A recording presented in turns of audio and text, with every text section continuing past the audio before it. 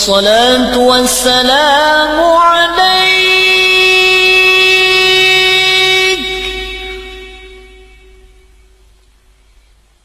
يا. Kita masih istiqomah, bisa menjalankan kewajiban kita. Puasa secara sempurna dilanjutkan dengan tarawih. Insyaallah nanti kita akan tarawih bersama-sama. Mudah-mudahan ibadah qiyam, ibadah siam kita diterima semuanya di sisi Allah dan kita bisa istiqomah sampai babak akhir Ramadan.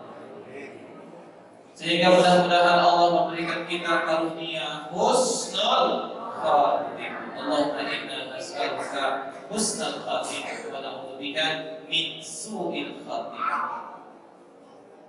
Saya mengutip nasihat dari Amirul Mukminin pada malam hari ini akan saya bawakan nasihat di sini.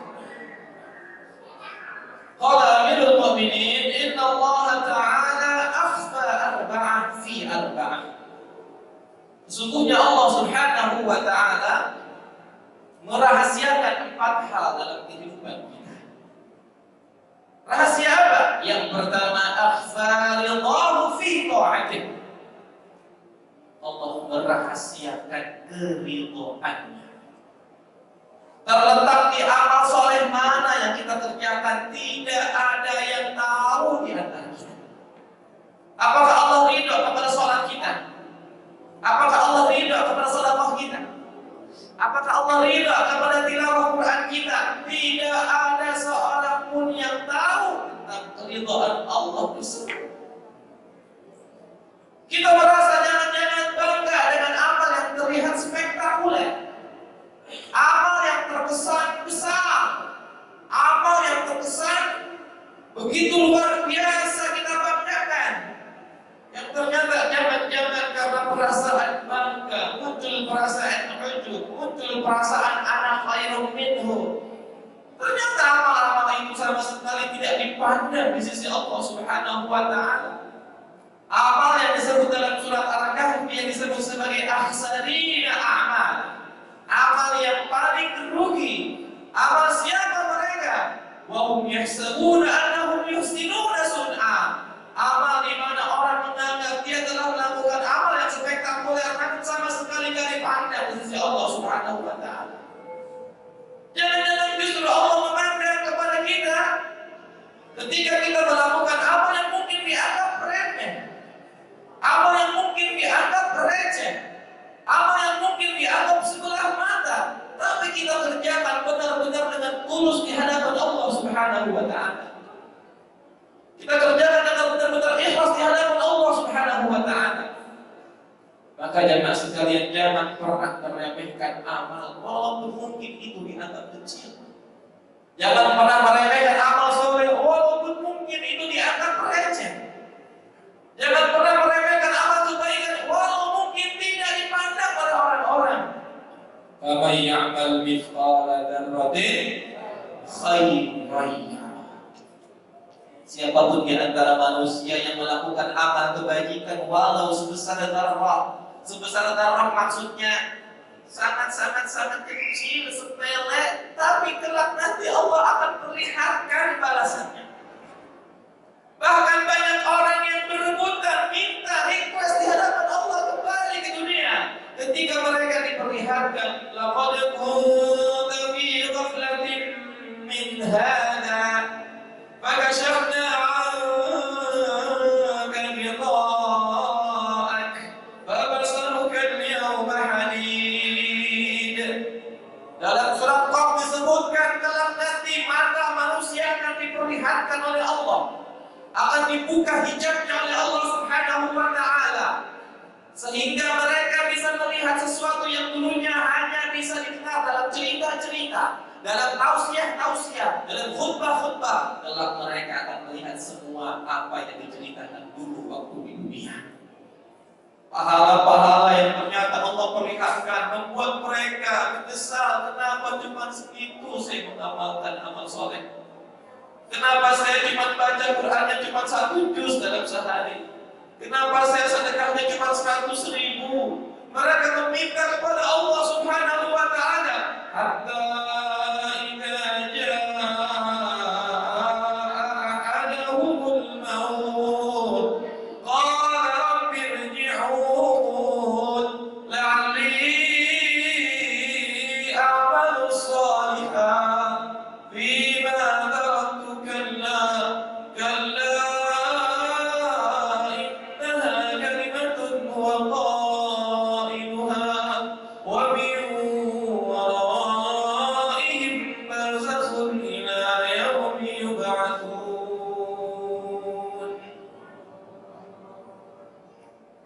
ketika mereka dijadikan oleh Allah menjadi orang yang terbujur kaku, mereka telah diperlihatkan oleh Allah pahala-pahala saat Ramadan.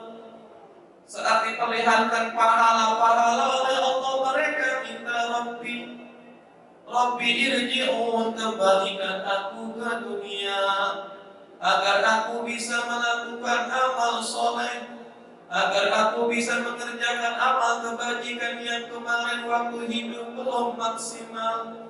Apa jawab Allah?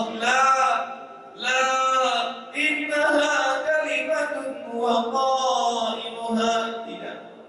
Permintaan saat itu permintaan yang sia-sia, permintaan yang tidak akan mungkin dikabulkan oleh Allah Subhanahu wa ta'ala. Mumpung Ramadan, kita perbanyak amal soleh, amal yang wajib-wajib kita sempurnakan, amal yang sunnah-sunnah kita kerjakan, termasuk amal yang kecil-kecil jangan disepelein. Jangan-jangan amal yang kecil ini yang menjadikan kita mendapatkan ridha dari Allah Subhanahu wa ta'ala. Masih ingatkah kita tentang seorang wanita yang gara-gara ngasih minum seekor anjing, memberi air seekor anjingnya udah sekarat, udah mau mati, dia ambil teropahnya untuk memberi air tersebut.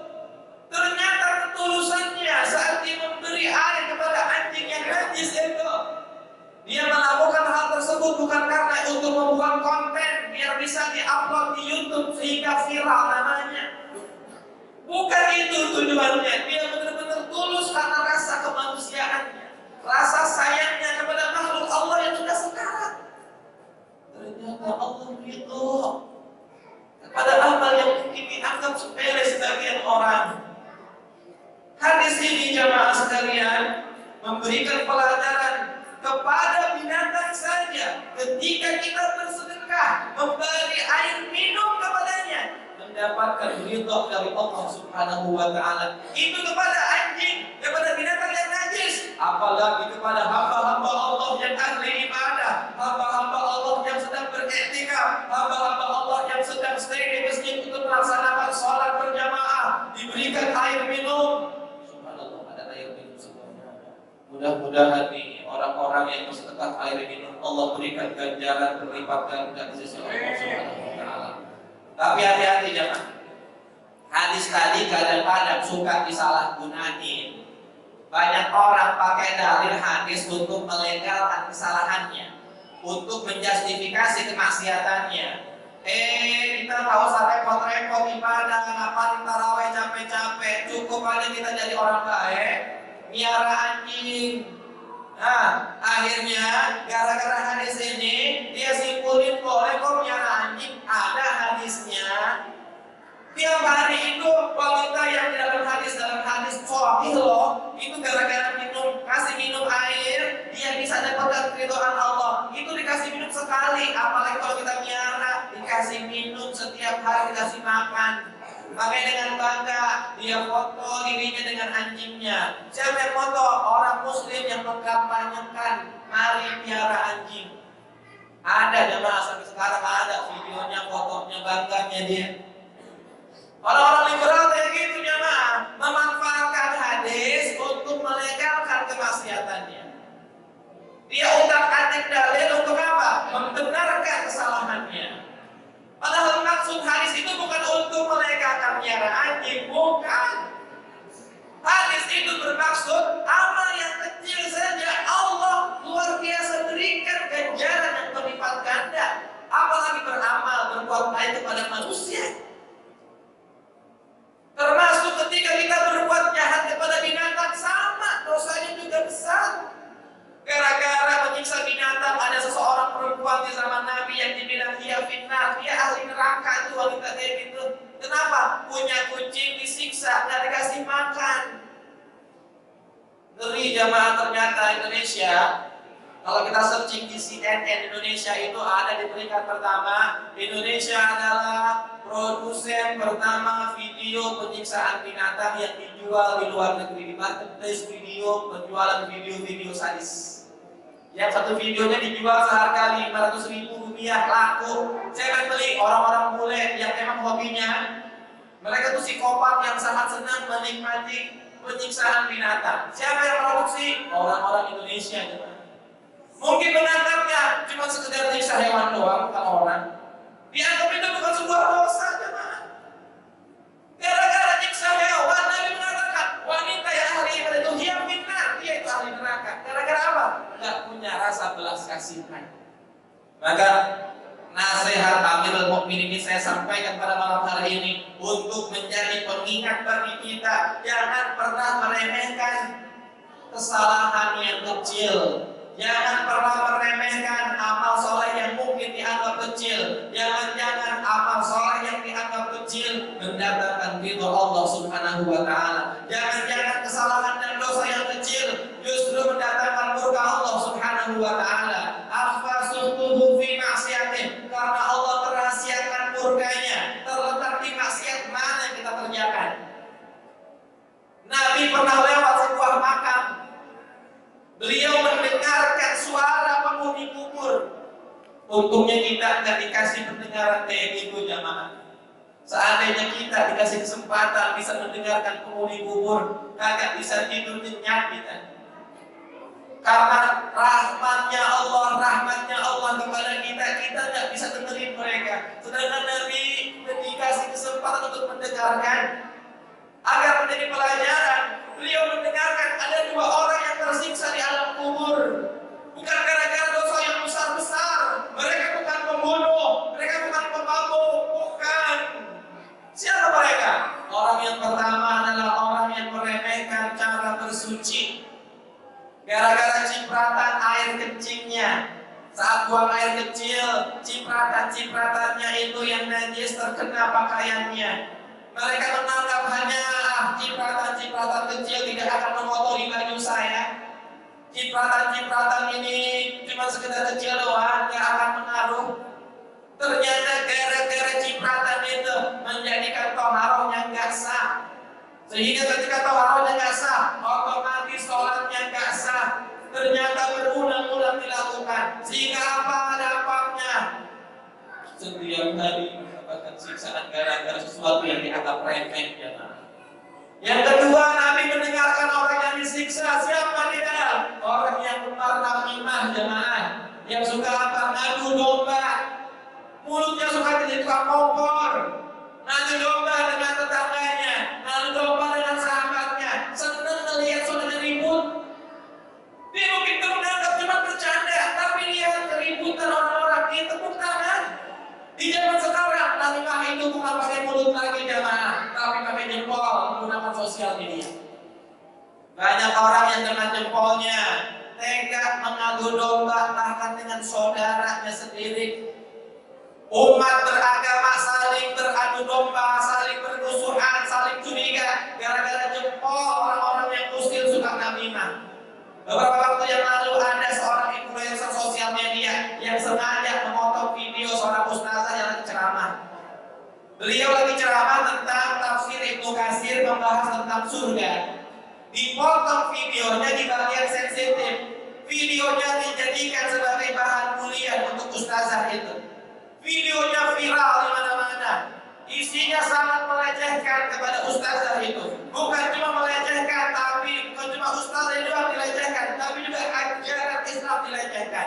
Ketika dikejar orang banyak, orang yang pertama kali menyebarkan, memviralkan, dikejar orang banyak, ujung-ujungnya dia apa? Meminta maaf di atas materai. Tapi alasannya apa? Saya cuma bercanda. Jangan baper cuma di sosial media. Ini kan cuma bercanda saya. Masya Allah, jemaah. Dengan gampang dia ngucapin, saya cuma bercanda. Padahal isinya melecehkan ajaran agama. Dia menganggap hal yang remeh hal kayak gini. Jangan-jangan hal seperti inilah yang mendatangkan murka Allah. Bahkan ada orang yang dengan remehnya mengucapkan, kalau saya masuk surga harus ketemu Ustaz Fulan, Kiai Fulan, Habib Fulan. Saya gak demen ketemu sama dia. Kalau masuk surga harus ketemu sama dia. Lebih baik di neraka ketemu artis-artis Hollywood katanya.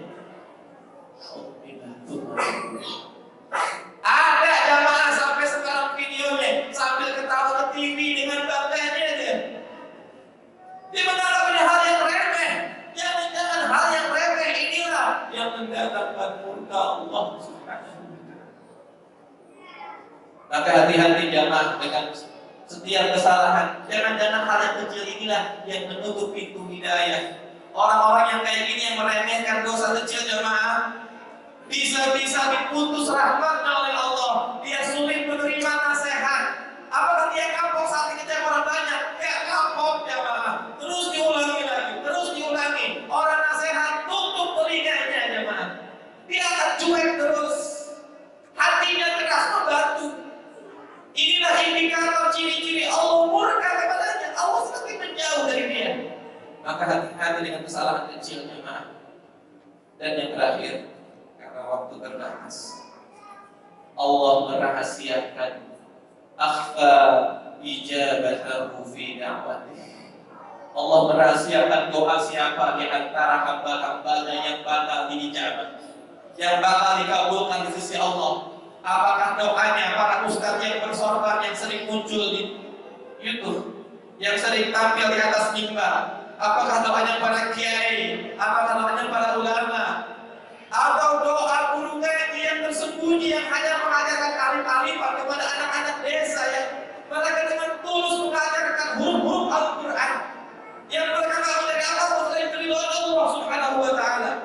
Atau jangan-jangan doa para ibu yang bangun di tengah malam saat mendoakan anak-anaknya?